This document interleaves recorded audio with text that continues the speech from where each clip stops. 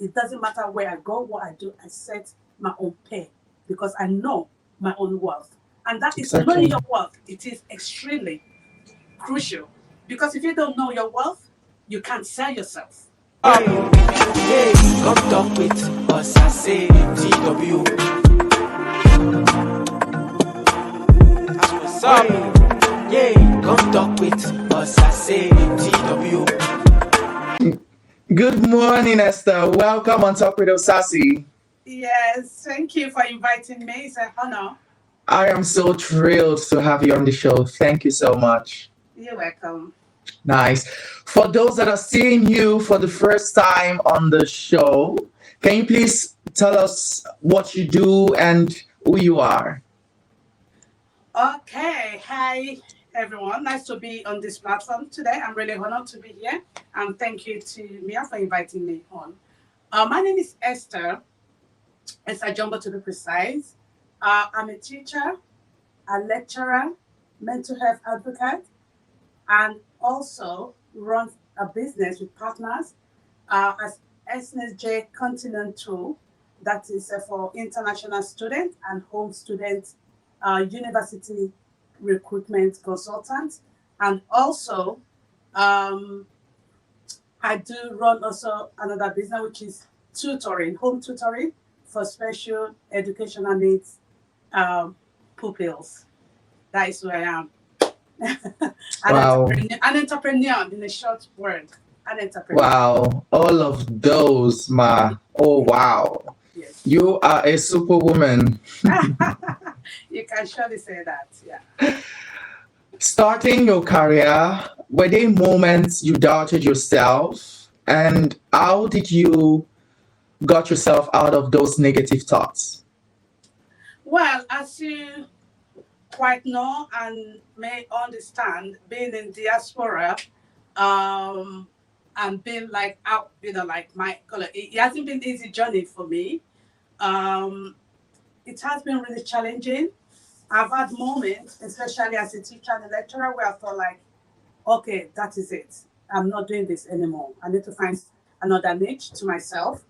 And I've actually gone out of it. I mean, I've been teaching and lecturing for 21 years, and I've had like 3 years to 5 years in total away from it, whereby I've gone to work with people with dementia and Alzheimer. And yeah, I've gone to work in care setting as well as a team leader, Mm-hmm. just to try and get away to try and find myself, Mm-hmm. doing something else, to try and find me in a short word. So that's what I've done to try and get away from that negativity of, am I in the right profession? Because it's like, Okay. oh, especially here in England, I mean, being, my color is really not easy. And being a Mm-hmm. teacher, so you know what I mean. I mean, the people listen to this, I'm sure they can guess what I'm trying to say. So it hasn't Yeah. been easy, right? Because we have to do like 20 times more than the people themselves. So yeah, I've kind of escaped that negativity by taking myself completely out of it to do something else. And then I found that this is really me. This is where I belong. And I'm not going to let anyone push me out of it or frustrate me out of it. I need to stand my ground and I need to put my God first, who has enabled me all these years to be where I am, even like right now, up to today. I mean, it's basically, having a higher power that you believe in. Mine is Mm-hmm. God. Everybody has their own thing, but mine is solely God. And then having that belief that God is there and having my back, and then doing the work myself. Because Wow. the Bible says, if any faith you have and there's no works with it, it's a dead faith. You can't say you Exactly. want to be a musician and you're going to study Lawyer. doctorate, because you get what I'm saying. So it doesn't really. So that's how I have kind of managed my life up to this moment. It's actually believing myself and doing all the things that's necessary for me to be where I needed to be. Yeah. Incredible. That was really beautiful. During this time of self-discovery, what were the steps you took in order to find yourself? I mean, I remember my journey started because I mean, I grew up in London I've grown up Okay. when I was really young. I grew up here and I was in show business for over 10 years. And then I got married and I relocated to Netherlands where I was married and had my child. Um, and then came back, and then came back to this country. But in the Okay. process when I came back, I was I went into property kind of development thing, where we buy property, resell and all that. And I was doing mortgage, for people at that point in time when I came back, but there was nothing else, which was very lucrative, a lot of money. But at the end of the day, it wasn't me neither. So Yeah. I started thinking, what is there to do? And I used to go to a particular church as well at that point in time. And what really changed the whole thing for me is I wanted to be this person. I wanted to have this career that I've always, like I wanted to be a teacher right from Holland, but the opportunity was not there. And There. that was Yeah. one of the reasons why I came back to England, where I grew up, where I've done 95% of my education. Mm-hmm. So I came back here and I started looking for myself. I went into, like I said, mortgage as a mortgage broker and all that, but it wasn't fulfilling. And I heard a preaching one day by a pastor called Pastor Yoride in those days. I just went, and it's like God just brought me to that place at Church. that time. Hmm. And I remember the preaching, I'll never forget this. And he was saying something about people that wanted a career, but not just a Mm-hmm. career. You want to be something. And he was saying, you want to be a doctor. What steps have you taken to be that doctor? Have you got what it takes to be a doctor? Have you had that education? Do you have that mindset? Do you have that goal getting? And I've got to be honest with you, I went back home that Sunday and I just couldn't rest. My conscience was just freaking me. And I'm saying, okay, I'm in this country and I'm going to stand and I'm going to say, nobody has given me the opportunity. Mm-hmm. But then, have I worked for that opportunity? Opportunity to come. What have I got to pursue that opportunity? And I started thinking, I thought, okay, this is where I want to be. I start mapping it out. How do I get there? What are the steps do I need, to take before I get there?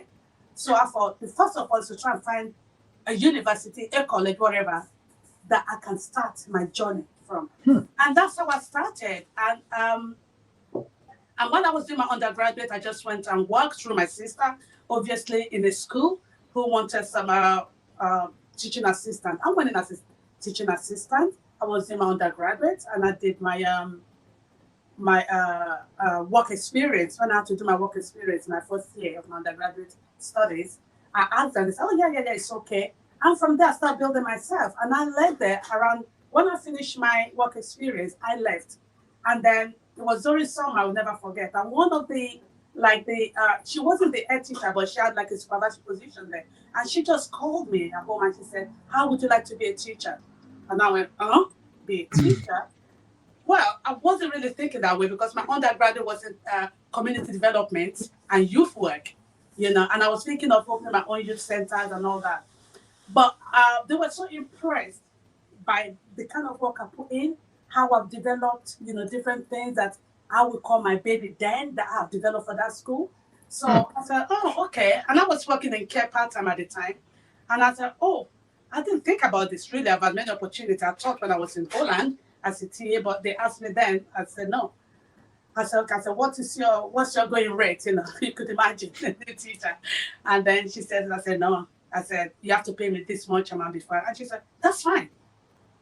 That moment, I know this is where God wants me to be.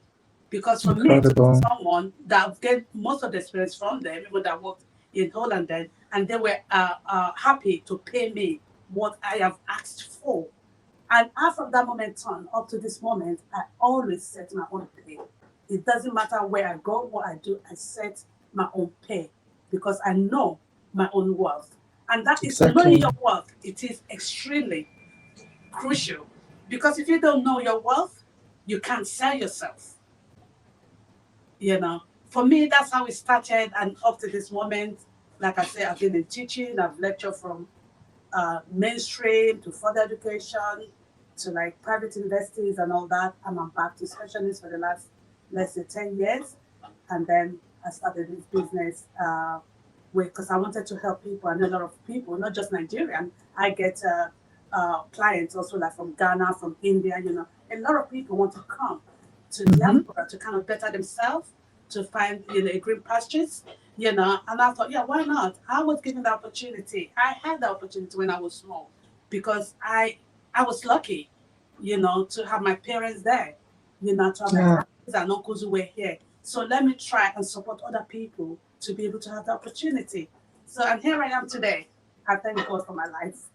Yeah, that that's was my. really beautiful. Mm. It's not always easy to be in a different country and still reaching out in helping other people. Yeah, And your journey has been so marvelous. I really love it. God thank you. has been by your side and you're using his blessings to help other people. Incredible, really beautiful. Thank you so much for sharing that, Esther. Yeah, you're welcome. So you help people from Nigeria come to London. Yeah, Okay, okay, incredible. yeah. Okay, you mentioned that you were once mental health advocate for the Black community. The Yes. viewers would like to know what your take is on mental health in the Black community. Yeah, thank you for giving me that platform and the opportunity because I've been wanting to do this for a very long time. There was actually a point in time where I wanted to write a book, and for one reason or the other, that just faced off my life as well. When I was in my undergraduate studies, one of the places I did my work experience was a Black mental health organization called ISIS. I mean, people can go and Google what ISIS means because ISIS was a warrior, was a lady, like. But I worked with that company and I took interest in that of all the places that I was signposted. Hmm. I took that place because I wanted to learn more why certain things, when it comes to mental health issues, affected our Black community more in the diaspora, and I started working with this organization for my work experience, funny enough, wasn't like a paid job. But I took so much interest in it, and they could see my zeal concerning that. So I was chosen as one of the people, because they advocate anyways, the company that also advocate, but I was chosen as one of the people that actually we go into the hospitals and advocate for like when they get a new entrance into hospital, Mm-hmm. and then I will go there, I will go and see them, speak with them, I will ask them what the situation's like. How did they end up, under that condition in a mental health hospital, like. And, I found out. And, oh, yeah, the other thing is, we will go and arrange things like getting like a lawyer, if they need a lawyer to fight the case of being there. Uh, if they have to bring their stuff in, whatever they need, we get it for them. Maybe they have a particular needs for a particular type of food or whatever, we try and help them to sort everything out. If they have a family or children, how do we take care of them? How do those children move on from this? So, I would go with colleague because I was assigned with another colleague that we actually do that. We advocated for them. And having said that, at that point in time, I'll be honest, we do have some of our people that actually go in there, which is self commitment, whereby, as you know, you just mentioned it, that the country was so hard, and years back, it's not like now that we have people like me that help people to come and study here.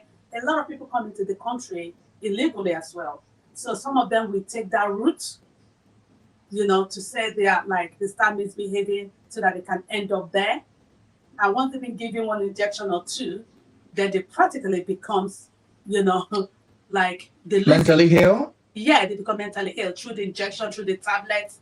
Because don't forget, the tablets they give is not to make people better; it's to make them worse. A lot of people don't know this, but that's how it works. Especially for our people, for Black people, they've been um, they've been committed wrongly, biasly, and because when they don't understand us. That's point one. And point two, our people, we don't help each other enough. Yeah. We don't really help each other. It doesn't matter who they are, whether they are when a Black person really makes it, it changes courses. Then they start Mm-hmm. going for the Caucasians, for this, for that. But we don't really come together as a community to support each other. And I think that needs to change in the Black community. Either you're Nigerian, either you're Ghana, either you're Jamaican, it doesn't really matter. But if you look at people, the Caucasians, it doesn't matter where they are, they support and help each other. They don't care if you're from Poland or you're English or you're German. No, they come together with that skin and support each other. And we are lacking that. Black people as a nation, I think we're lacking that. And that's why you see a lot of people end up like that because of loneliness. Because of loneliness, I think it is the biggest Problem. of the reason why people end up in places like that. People are lonely, people are broke, people have no one to turn to, especially when people come from another place. Because I have seen a lot of Nigerians in that period of time that were committed, to the mental health institution for one reason or the other. And when I start to interview them, why are you here? So, it's always go back to the fact that they don't have no papers, they don't have no source of income. It was just crazy. It was for crazy, unreasonable reasons, that we end up there in that kind of situation. But if we can come around to help each other, and the other thing I say about people, it's easy to talk and laugh behind someone that is going through mental health issue than to come out and say, how can I help you? How can I help you? Nobody that goes through mental health issues, want to be there. If they can see themselves, they will reverse it. But people that have this condition, they cannot see themselves. Even when they misbehave, it's not them. It's the illness that's taking control over them. Over them, yeah. Yeah, and they can't control it. But the first thing we will do, we will say, oh, that person is crazy. Oh, don't go near that person. Don't talk to that person. Even someone that comes from that family, they'll be saying, oh, don't even near that family because that family is cursed or something like that. Especially as Nigerian and Black community, we have a lot to learn. And love starts and comes first from within. And within, when you love yourself so much, then you will be able to translate that love to another person. So you won't always be looking for fault in another person. And that's what mental health is all about. People being condemned, people don't get help at the right time, people being laughed at, even by their own friends, family, community. And that's how they end up there, because I've seen a lot of people that they did not have to be there. I will give an example of a young lady I went to advocate for at that point in time. She just had a baby.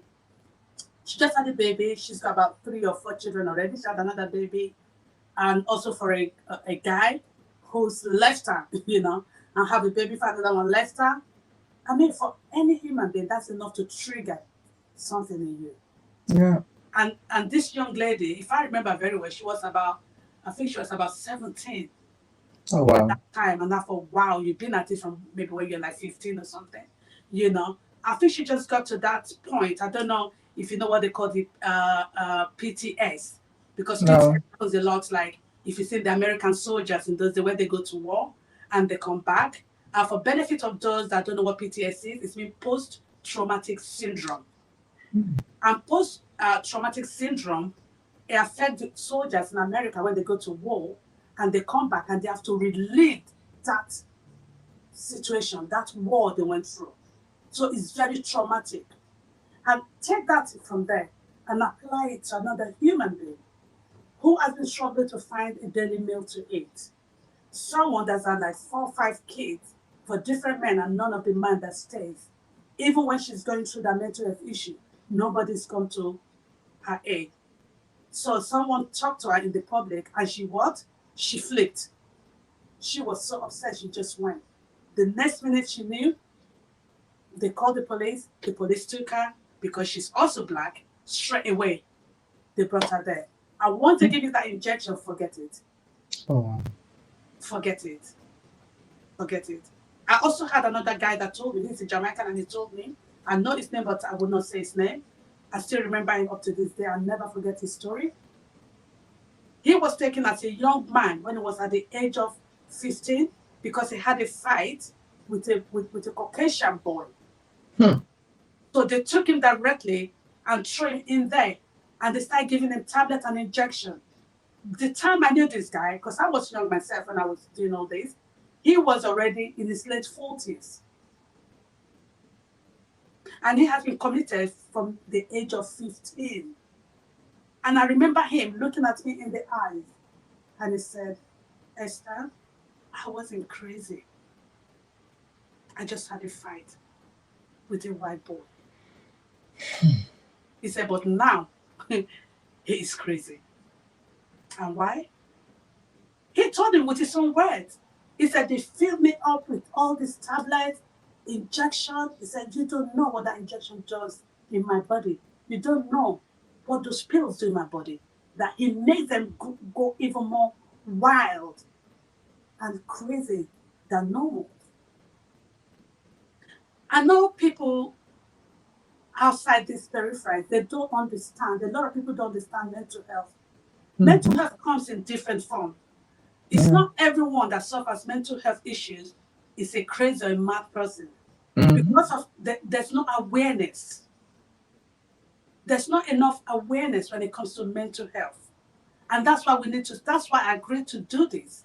Because I've been wanting the opportunity, the platform to be able to speak it because I have seen it firsthand, especially in the Black community. What is killing the Black community is division. We are so divided, even in our heads, that we cannot support each other. It's okay for someone's brother to have mental health illness, but it's not okay for your brother. It's all right for you to love that person, but it's not okay for them to love yours. It is just crazy. You know, I get a bit emotional when I have to talk about this because I have seen it. I have seen it. And I have talked to so many people that are affected by this. We need to have more compassion. We need to be more empathetical, you know, with people's situation. It doesn't matter what. If somebody grips in before that person goes so far, and there's a lot of love shown to that person, believe me, they will not end up where they are. Yeah. Because when you think in diaspora, the odds are all against us to start with. So if we don't start together, who's going to be standing with us? Obviously, nobody. And I think it starts from home. They say charity begins at home. You know, we need to have this self-love and love for each other. Because God Himself is love. And that's what Christ has given to us. To love one another, to be each other's brother's keeper and sister's keeper. But look around you. You don't see that. People are so quick to judge. People are so quick to judge. You hear someone shouting or something, you don't never go to that person and say, are you okay? Try to know that person, try to listen to that person. I went to training with a woman also a few years back. Sorry to jump this. It's okay. And I actually became friends with her. She is a Nigerian woman. And I didn't know I was in training with her. And then we're just talking. And she said to me, she said, you know what? She said, thank you. And I said, for what? And he said, for being friendly. And to be honest with you, Kelly, I don't know this woman from anywhere. We're just in training together. And I just take my time to listen when she was talking, you know, and making jokes with her and laughing with her. I didn't know that this woman actually is going through a serious mental health issues, that even her family and everybody, they even took a child from her, that everybody kept away from her. Everybody. Everybody. Even her own mom was saying that, you know, she would be like a disgrace to the family, the way she's talking. So they kept her far away. She lives there in London. Although I haven't seen her for many years because obviously, you know, I've moved and all that. But, and she told me she was under medication. She said, without the medication, she goes, and that's what I'm saying. That medication, it made them a zombie. it made them zombies. Even though it might calm them down, but it's not doing any good thing because once they're off it, they're back to the same situation. It has a lot of side effects. Do you get what I'm saying? Like that woman, she needed love, not medication. Yeah. If people were around her, the months that I was talking to, I even invited her to my home. I'm telling you the truth.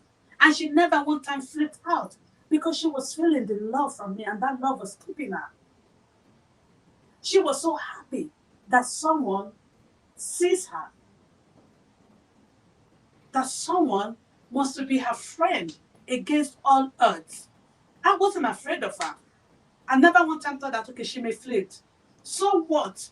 Even if she flirt, I needed to understand what was going on through her mind. And that is the biggest problem that we have. People keeping away from someone. Oh, when you go there, she'll shout on you, or when you go there, she will have some attitude. Have you asked that person what is going on in your life? Because nobody in their sanity will do that. So you know already that there's something wrong with this person. Why don't you just step in, get out of your comfort zone, and try to support and help this person whichever way you know how to make them feel comfortable in that moment of their insanity. So as I say, like I said, mental health is a really big issue. It is. It's really vast. I really agree with you on that. It is not a one-day topic. It is a topic that has different categories and if you branches. Remember, that's why I asked you which point would you like me to? Because it is so big and I've seen different parts of it. And sometimes all we need is the love, someone to talk to, the support. Yeah. Wow. Yeah. Thank you so much, Esther, for sharing that. It was really, really heartbreaking. It was heavy. It was really heavy. Your experience has been a learning process, a journey. Yeah. And I'm happy that you've experienced this and you're sharing the awareness constantly. It is really beautiful. Wow.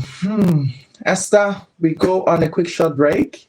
Yeah. And we will be right back for the agree to disagree question. Okay, I am dying to hear your thoughts on this. That's what's up. Hey, come talk with us. I say TW. That's what's up. Yeah, come talk with us. I say TW. Hi guys, welcome back. Hey Esther. Yeah, I'm here. Oh. All right, let's give her a minute. Yes, there she is. Hi Esther, welcome back. All right, you are religious, obviously. Yes. So, do you agree or disagree that cleanliness is next to godliness? Definitely. Why do you say that? What is the whole concept of that? I'll say that because one of the things is God is love. God is holy. And when someone is not clean, you cannot be those things. And also the Bible let me know that my body is the temple of God. And God himself is a clean person. That's why he said wear this white, beautiful garment. He said, heaven is so real and so serene. So I'm just going by that. All right. Yeah. So cleanliness in the way, because I've heard so many people explain this in a whole different way. Yeah. Me growing up, there was a time where I would not clean my room, and you just hear my mom just come in and say, clean your room because cleanliness is next to godliness. Yeah. Is that it? I mean, you can look at it from different angles. It depends on what you're trying to get out of it for that person, for that individual, or for that group. Because basically what you're saying is God is not dirty. Okay. God is not dirty. God is very clean. That's what I use as according to Bible because I haven't been there. That heaven is serene. Heaven is Okay. so clean, you know. So if there's a cleanliness, is godliness because if you are not clean, if you are not clean, that means you are not very godly or something like that. But that is not really what it means. I think it's means just to look towards the heaven or something like that. I've got to be honest. I'm not an expert on that. You know, all I know is that God is not dirty. God is clean. You know, so and if Okay. one of his, you need to be clean. That's my only take on that. You know, the Because other people they probably know what it means more than I do. Like yourself, I've just heard that all my life. And I just put up my own thing and said, okay, that's very clean, so I need to be clean. You know, so yeah, no, that is really funny. yeah. That word was haunting me for a very long time. Yeah, Like, I see them I hear cannot it a just, lot. I wake up and I just see, okay, I have to clean my house because cleanliness is next to godliness. Yeah. No. Forgive and forget. Do you agree or disagree? I kind of disagree um, for two reasons, I'll say. Okay. Not totally, but it depends on, like I always say, what that person chooses to do with that situation.